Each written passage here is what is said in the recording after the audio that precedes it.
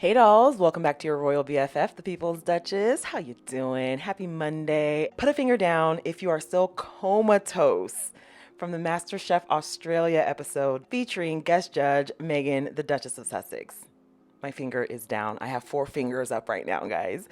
I can't even. I just can't even. You know what I really loved about the episode? I love the gorgeous, gorgeous girls of it all. These ladies were like camaraderie, really into each other. I think they were actually crushing on each other a little bit. And that's the thing about beautiful women that have like a lot going on for themselves. These are the women that you meet in the bathroom that give you a feminine product when you need it. These are the women that see you crying and come over to you and ask you if you're okay. These are the women that don't leave you with some strange guy that you just met in the club. These are the women who are the village. This is such a huge week, obviously the return of MasterChef, but Poe, you're usually the only royalty in any kitchen that you step into. Oh, please. But you had to share the crown with none other than Meghan Markle. What was she like? There's so much public conjecture about this. She was so delightful, like nothing but praise for the time that we spent for her. Very easygoing, good sense of humor, like consummate professional. I mean, she's an actor, right? So she just slid right into that judging role like seamlessly. Did she seem to like food? Yeah, did she seem like food? She loves food. Yeah. There is a lot, said about her. She gets a lot of trolling. Was she genuinely lovely, or can you see why people may not like her? No. Genuinely, like, I think it's very interesting because when you drill down, no one can actually really say why. It's one of those situations. And at the end of the day, like, I really feel for her because she's still a human. There's an emotional human at the end of that when all this hatred that people are like spitting out. No, she was honestly so lovely. Was Harry there as well or not? No, he wasn't there. Okay. You see how the other hosts wanted her so badly to say something catty or mean? See how they wanted to interject their racism and their snootiness?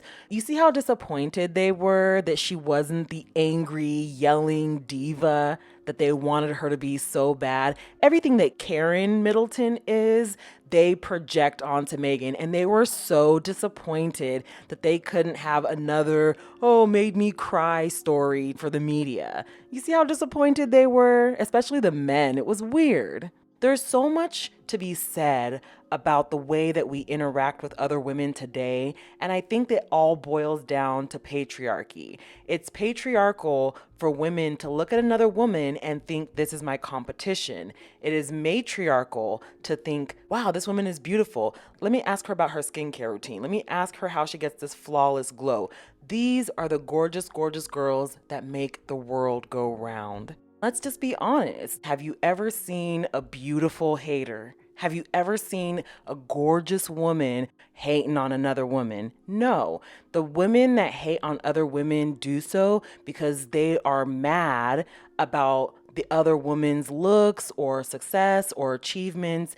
They don't have it themselves, and they just want to project the failures and the ugliness of themselves onto that other woman. That is a male-identified, male-centered, patriarchal way to think, that another woman who is better than you or more beautiful than you is competition to you. It is more motherly and earthly and naturally to think, no, this is my sister. I love her. Look at her. She's gorgeous. Let me go ahead and see what's going on with her and see if I can't get some of that beautiful rub onto myself. I will never understand women who hate other women. It's like, girl, you're over here worried about some other lady when you've got the boot of patriarchy not just on your neck, but up your backside. Are you going to do anything about that? Are you going to say anything about how you make less than men just by virtue of you being a woman? Are you going to say anything about the maternal mortality rate? Are you going to speak at all about matricide? Are you going to speak at all about gender-based violence? Are you going to say anything that benefits women as a whole, including you? Including you, even the most protected women? Are you going to say anything about how your life is actually quite miserable behind closed doors, despite all the outward appearances of being fine? Are you going to say anything about the abuse that you suffer at the hands of your man? No? okay? No, you're gonna focus all your energy on being mad at Meghan for having a man that gave up everything for her because she gave up everything for him first. Let's be completely clear about that. You're gonna focus all your energy on this gorgeous, gorgeous woman because you are not a gorgeous, gorgeous woman, and your only recourse is to say, well, she's not this and he's not that. Like, girl, get it together. Grow up. Okay, grow up. Put your big girl pantaloons on, learn Meghan's craft, get you an education at a top university, and get you something worthwhile to do. Get you something to occupy your time if you have nothing else going on in your life. It's not her fault that you are where you are and she is where she is. She put in the work. If you want to get where she is, put in the work and don't be so ugly. I mean, you might not be able to help being physically so ugly, but you can certainly be mentally a little bit more acute. Anyways, so the MasterChef episode did its thing, did the numbers, did all the things. 1.2 million confirmed viewers tuned into Network 10. And let me tell you something. These are the unfiltered numbers from the day after. Wait until the following week. Wait until this weekend when we have all the full numbers. Do you know how many people were asking me, like, how do I watch this? Where can I see it? I'm not in Australia. How do I get it? This is the data that has been confirmed for Aussie viewers and people who had access to this network. This isn't the confirmed data for people who found a way to stream it on Discord, found a way to stream it on Twitch, found other mechanisms by which to stream this episode. When the final numbers come in, it will blow everything out of the water. This is just the initial set of data that we have, which are massive. Now, I'm not going to compare her to any of the other royals or anything like that, but let's just say anything Meghan does is guaranteed to have super duper duper high viewership because even the people who alleged don't like Meghan, they do. They love her. They love her and they want to see her, which is why they create these types of numbers. Dude, I saw people live tweeting this episode. I saw people literally live tweeting this episode. Why didn't you live tweet the Trooping of the Color? Why didn't you live tweet Karen's Christmas special? Why haven't you live tweeted an Earthshot Prize episode? Why are you only live tweeting what Duchess Meghan does? Does that make any sense? I don't understand. How is this irrelevancy when you're live tweeting her episode and you haven't live tweeted anything else? Anyways, that was a rhetorical set of questions. It was so good to see the camaraderie on the set. Word on the curb is that they've invited Princess Meghan back for another episode, which of course they would. Anyone who has ever interacted with Meghan feels her aura. They feel her vibe. They feel this like very positive energy and they want more of that. If you're not, a demon on the dark side of the force, you feel that and you want that for yourself. So instead of being negative and hating on her because she has something that you don't, a brilliant woman, a queen seeking to maximize her slay is going to approach another queen and say, hey, queen, I see that you have this and that and the third going for yourself. How did you do that? How can we together maximize our joint slay? And of course, a queen like Meghan is going to tell you everything she knows. And the episode has done what it needs to do. And not solely because of Meghan, the Duchess of Sussex. The two hosts, Po Ling Yao and Sophia Levin, have a major girlmance.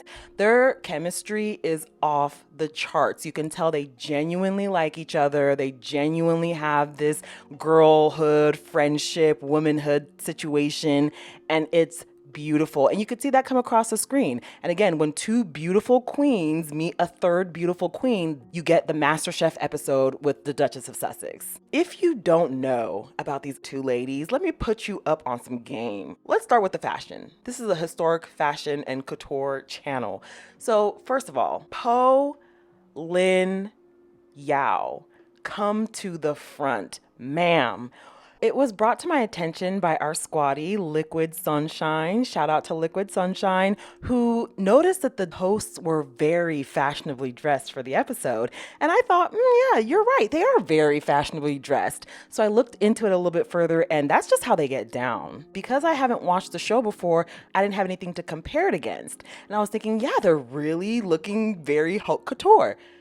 Man, let me tell you something. They eat haute couture for breakfast. All right. Between Poe and Sophia, this show's budget has to be on par with like Sex in the City or Girlfriends. It is so high fashion. This dress was insane. Poe wore custom St. Stella M. I'm just flabbergasted by the silhouette, the creativity, the way that the blush didn't wash her out. It's lovely. She loves this designer. She favors this designer. I love this so much. Sophia was not to be outdone. She wore this beautiful Leo Lynn set, and the back of this dress was nasty, okay? Just nasty work. I mean, from the bow tie to the way that it cuts out all the way in the back, but then looks very demure in the front. Like the whole thing is just brilliant, brilliant design. I loved how these ladies looked on this show. It was so beautiful. And yeah, this was just a random Sunday for them. Like, they are no strangers to haute couture. It is just gorgeous. I absolutely love it. And then, of course, we know the Duchess of Sussex turned up in Matau, which is an Australian brand. She also wore one of my favorite pieces of jewelry from her, the Paspali Lavalier pearl drop earrings. We first saw this on her first tour of Oceania back in 2018.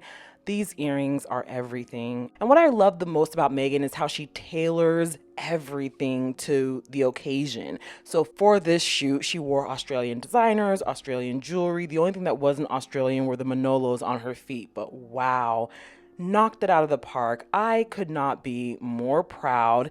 Neither could her husband, the Duke of Sussex, Prince Harry himself, who made a very sweet cameo. I thought he was going to pop up in person and surprise her. These two are connected at the hip. He did make a very sweet video call cameo from his location where he was visiting the veterans. I can't show the clip because I don't want to be copyright into oblivion. But yeah, it was so cute. These two, oh gosh. It reminds me of the Song of Solomon. I have found the one whom my soul loves. And it's very rare that you find this kind of love anywhere. Thoughtless of in royal circles or in royalty period, where they usually marry for utility and longevity for, producing heirs and whatnot. This is a love that you don't find often at all anywhere. The divorce rate is more than half in the world. Like, people aren't just compatible like that anymore. With the rise of women being able to choose for themselves, of course, they're going to choose better lives. They're not going to choose to stay in abusive marriages or situationships. So it's really rare that you find two people who are this equally yoked, this equally dedicated to each other. Usually there's always one that loves the other more, and it's clear, but this is just like, you don't know who loves who more. It's very inspirational. It's made my cold heart thaw a little bit. I'm not gonna lie, I'm reconsidering. I might just be open to fall in love again. Prince Harry gives me renewed hope in the male species. But yeah, as the numbers come in, we're going to see what's what and who's who. We haven't seen anything like this ever in the history of any televised royal piece of coverage. This is the most excited people have been for a royal to be on anything since Diana. And mind you, Charles and his wife were on MasterChef Australia, this exact same programming back in 2018. They were also on MasterChef Australia. That episode went absolutely nowhere and no one even remembers it. So just keep in mind, your king and queen were on MasterChef Australia as well. So you can do the side by side. You can do the numbers comparison for yourself. I don't need to bring up the Nielsen ratings for this episode versus Meghan's. It is 100% clear whose episode anyone talked about or even remembers. So I I love this for them. Shout out to Australia. Like, share, subscribe. Join our membership. We have a ton of fun in members only. Buy me a coffee if you're so inclined and would love to support the channel. Have a wonderful rest of your day, guys. Please be kind to yourselves. And until next time, bye for now.